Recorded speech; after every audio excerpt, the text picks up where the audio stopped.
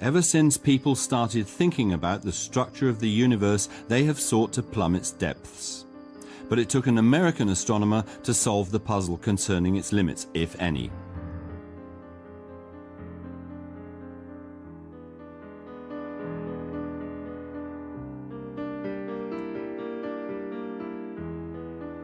Edwin Powell Hubble came at the end of a long line of scientists, some of whom paid with their lives for their curiosity.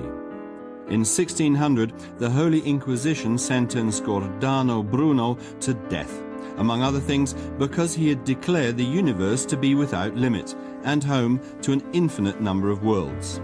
87 years later, Isaac Newton provided theoretical support for the worldview of Nicholas Copernicus, according to whom the sun, and not the earth, was at the center of all things. In evidence, Newton pointed to the attractive force of the sun, which keeps the planets in their orbits. In so doing, he shook the view taken by the Church to its foundations. But in other ways, he provided the Church with intellectual support. Newton had observed that many of the so-called fixed stars did in fact move. According to his laws of motion, however, everything would have to be in motion, including heavenly bodies still unseen. Consequently, the universe could not have any limits.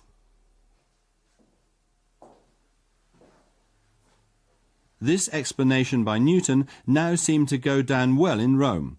After all, it accorded with the idea that God had created the universe in his own image. If God was eternal, then so must the universe be. But how did the universe come about in the first place? And why are the stars so far apart, when gravity should be pulling them together? Newton did not have the instruments to answer these questions, but in the next 250 years, great progress was made. Using a huge telescope he had built himself, William Herschel discovered the planet Uranus in 1785. While observing the heavens, Herschel also kept coming across bright points surrounded by a sort of fuzz. At first he thought they were stars surrounded by clouds of gas and dust. In 1845, the Irish astronomer William Parsons, the Earl of Rosse, completed his reflecting telescope, which he called Leviathan. Weighing 10 tons, it was the most powerful telescope of its day. With it, Rosse recognized for the first time that many of these nebulae, as they were called, were spiral in form. He did not know that they were other galaxies. His drawing is amazingly detailed, as can be seen by comparing it with a photograph. But while more and more spiral nebulae were discovered, there was still no model to explain what they actually were.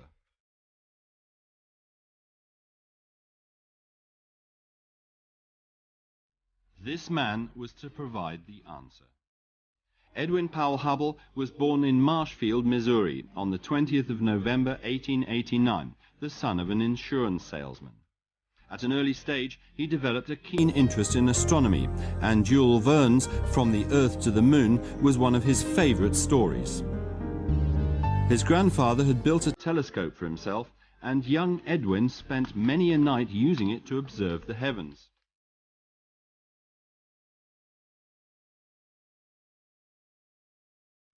His father's business brought the family to Wheaton, a suburb of Chicago. Edwin was allowed to spend the night of the 23rd of June 1899 with his friend Sam in the open air to watch an eclipse of the moon. A magnificent spectacle for the two boys.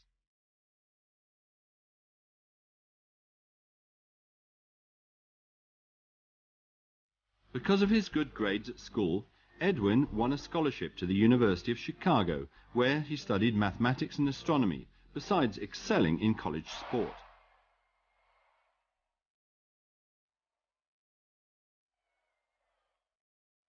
But although his passion was astronomy, he followed his father's wishes, and in 1910 went to England to study law at Oxford.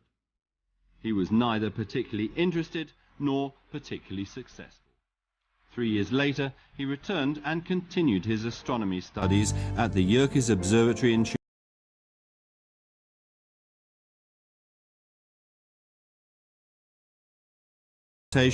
Hubble hypothesized that the spiral nebulae were independent galaxies, far beyond our own Milky Way. But in order to prove this, he had somehow to measure their distance. For this purpose, astronomers used a class of stars whose brightness varies periodically, known as Cepheid variables.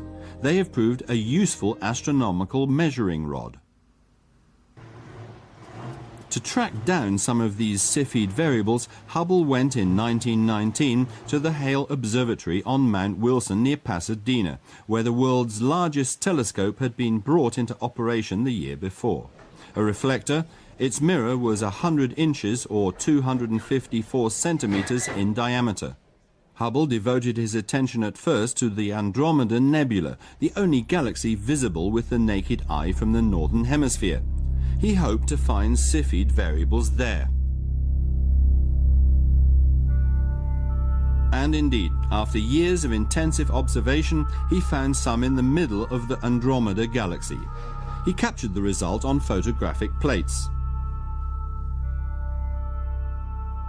With the aid of the Cepheids, he now succeeded in determining the distance of the Andromeda Nebula from the Earth, a good 800,000 light-years.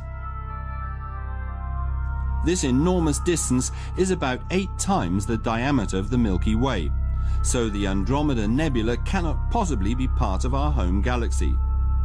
Although we now know that the Andromeda Nebula is in fact 3 times more distant still, 2.4 million light-years, Hubble had already proved that there were galaxies beyond our own Milky Way. Once it was clear that there must be independent galaxies, Hubble and his assistant Milton Humason set about analyzing their spectra. The lines in a spectrum are what make it unique. They provide astrophysicists with a kind of optical fingerprint, which supplies various pieces of information. Among them, the chemical composition of the source, in this case, the galaxies. The two astronomers noticed that the lines were shifted towards the red end of the spectrum, a sign that the galaxies were moving away from the Earth. This red shift derives from the fact that the light is a wave. Visible light ranges from red, with a wavelength of about 700 nanometers, to violet with a wavelength of 390 nanometers. Waves at the red end are longer. When a cosmic object, a galaxy for example, is receding from the Earth, the waves are stretched. In other words, its spectrum is shifted towards the red end. An approaching body would display a corresponding blue shift. Its waves would be squashed. This phenomenon, known as the Doppler effect, is also observable with sound. It is named after the Austrian physicist Christian Doppler, who noticed that a locomotive steam whistle sounds higher when it is approaching and lower when it's receding. The pitch changes because the sound waves and the sound source are moving. If the source is approaching, the waves are squashed, and the shorter waves sound higher. If the train is moving away from us, the waves are stretched, and longer waves sound lower. If this logic is applied to the galaxies, a redshift, in other words a lengthening of the light waves, means that the galaxy must be receding. Most of the galaxies investigated by Hubble were in fact redshifted, and the more distant they were, the more pronounced the red shift. This means that the most distant galaxies are receding the fastest. This association between distance and velocity has gone down in history as the Hubble effect. It proves that the universe is expanding and that the galaxies are drifting apart, like points on a rubber band when it is stretched.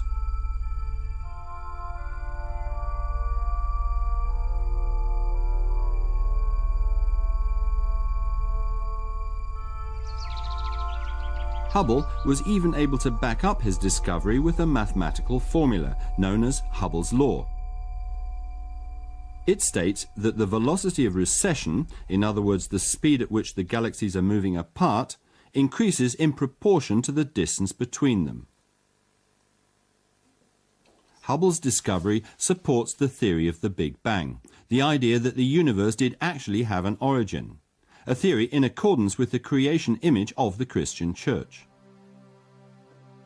The Vatican Observatory at Castel Gandolfo was the workplace of the Belgian Jesuit priest Georges Lemaitre, a respected astronomer and an ardent advocate of the Big Bang theory, long before it was given this name. According to Lemaitre, the universe emerged from a primordial atom created by God. He was happy with the idea that the universe was expanding. The astronomer priest sought support for his thesis from one of the most respected scientists of his day, Albert Einstein. However, Einstein favored the steady-state model, a universe with no beginning.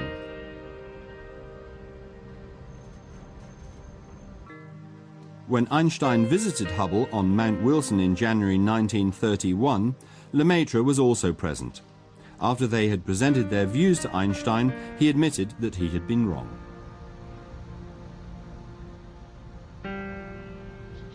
But there were other scientists who opposed the Big Bang theory. Foremost among them, the British astronomer Sir Fred Hoyle. Hoyle demanded proof of the Big Bang and wanted at least to see its leftovers. "Let's see the fossil record of this Big Bang," he joked. In 1948, the American physicists George Gamow, Hans Bethe and Ralph Uffer published an article in which they described what this fossil would have to look like. Residual heat in space, a kind of background radiation. They assumed that the Big Bang would have generated an enormous amount of heat.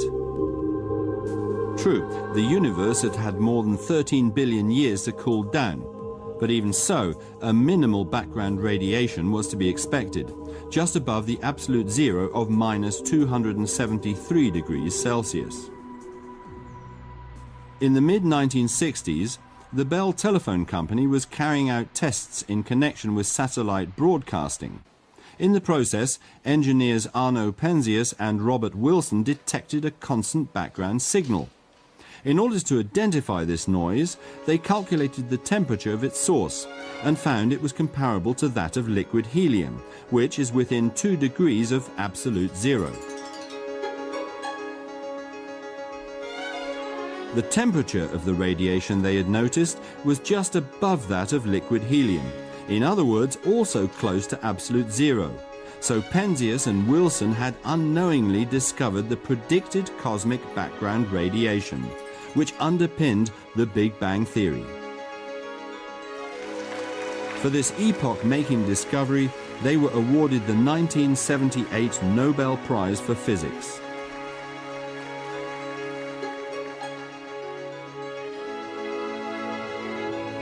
Technological progress soon provided more evidence for the Big Bang. In 1992, the satellite Cosmic Background Explorer, or COBE for short, detected oscillations in the temperature of the background radiation. The COBE chart shows the universe at the age of about 300,000 years. The blue areas represent regions with a lot of matter, the red areas with not so much. To obtain new data about the universe, for the past decade, astronomers have been using the space telescope named after Edwin Powell Hubble.